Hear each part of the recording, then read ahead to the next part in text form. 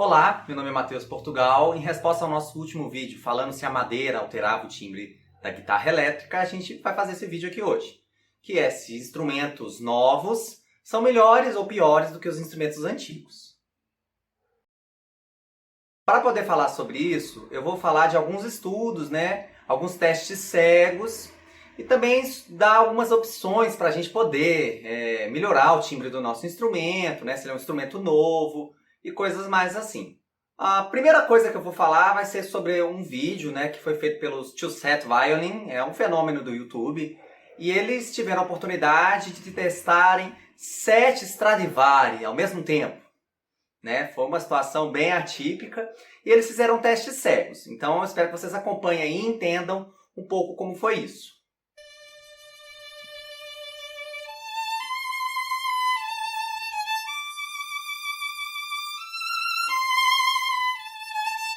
I have no idea. 1. 4. 4. I don't like it the way he's laughing. 6. No, what? Lock it in. Which one? Yeah. Ross jumps. Oh no, I don't know. Go! 1. 7. 1. 6. 4. 6. Lock in. 4. Okay. 4. 1 4. It's not 4, but I'm gonna lock 1 it 4.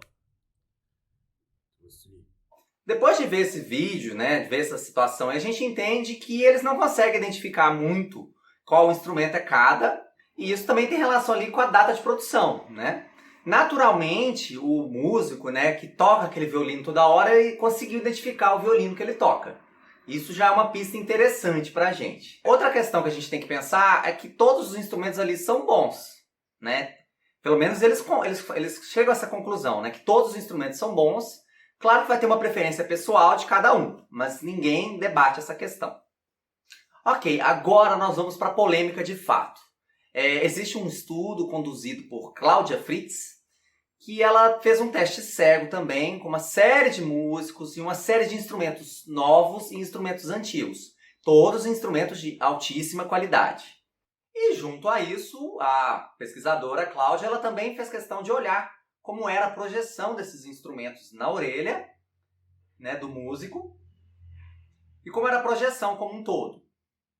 Acaba que os instrumentos novos realmente tinham mais projeção e tinha mais volume perto da orelha. Mas não quer dizer que por isso o instrumento é mais interessante. Às vezes o instrumento tem muito mais timbre e tudo mais.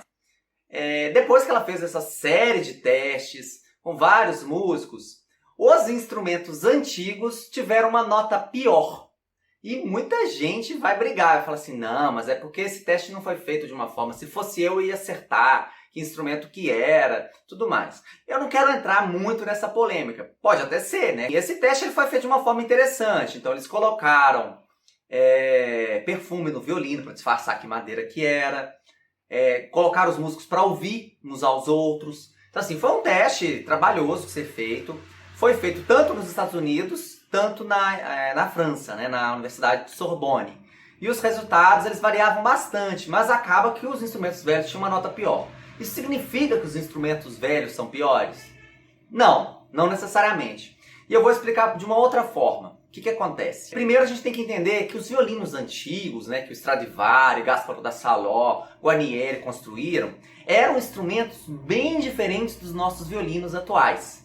São poucos os exemplares dos violinos que continuaram da mesma forma que os antigos.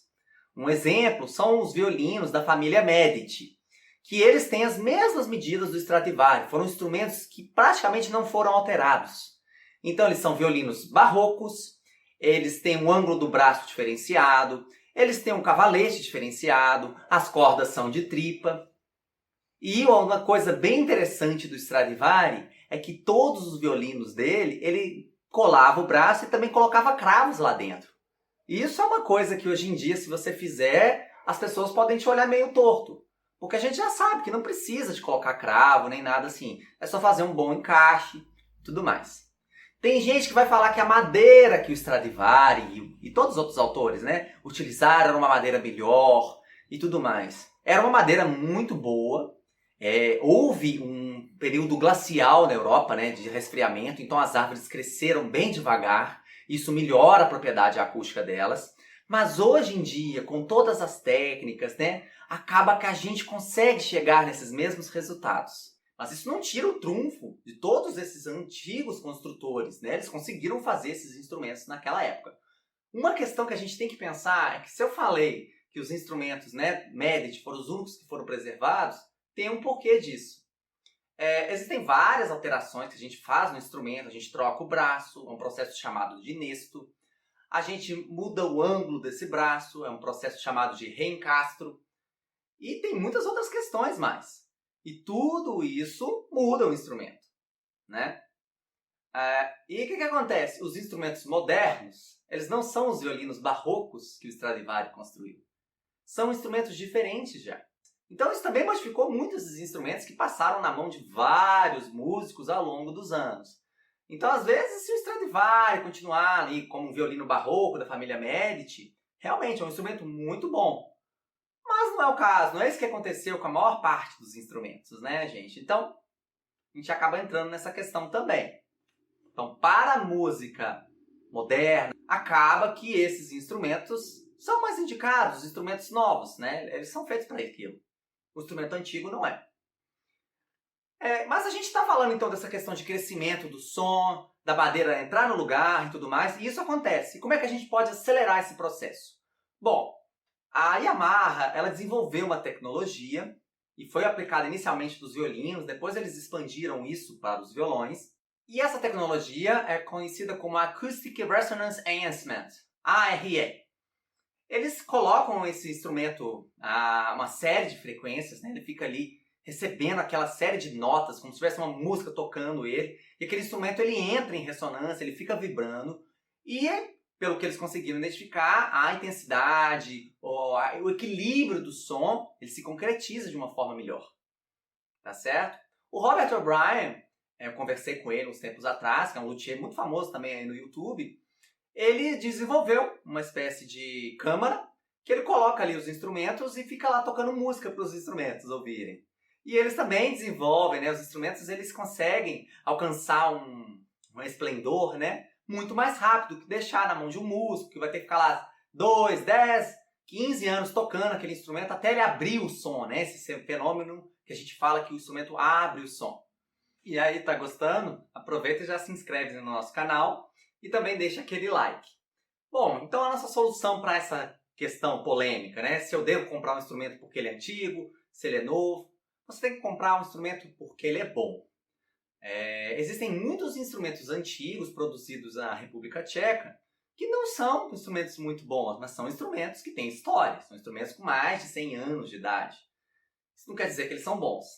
Em compensação, é interessante você comprar instrumentos produzidos no seu país, porque aí você garante que ele vai ter ali uma adaptação ao clima, ele vai estar mais próximo, né? Mas é a mesma coisa. Você vai ter que escolher um bom luthier. Não adianta também comprar um instrumento construído na esquina, né, gente? Para isso, eu vou deixar aí livre que vocês comentem. Eu quero comprar um instrumento, eu estou precisando, eu moro no Acre e não acho nenhum luthier, não sei. Deixa um comentário aí, a gente encontra um luthier que mora perto de você e que também pode construir um instrumento adaptado para o seu clima.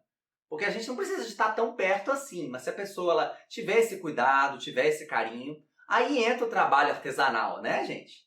Tá certo? Então, inscrevam-se no nosso canal, deixem aquele like e, para todo fim, uma saudação do mundo da música e da luteria. Até mais!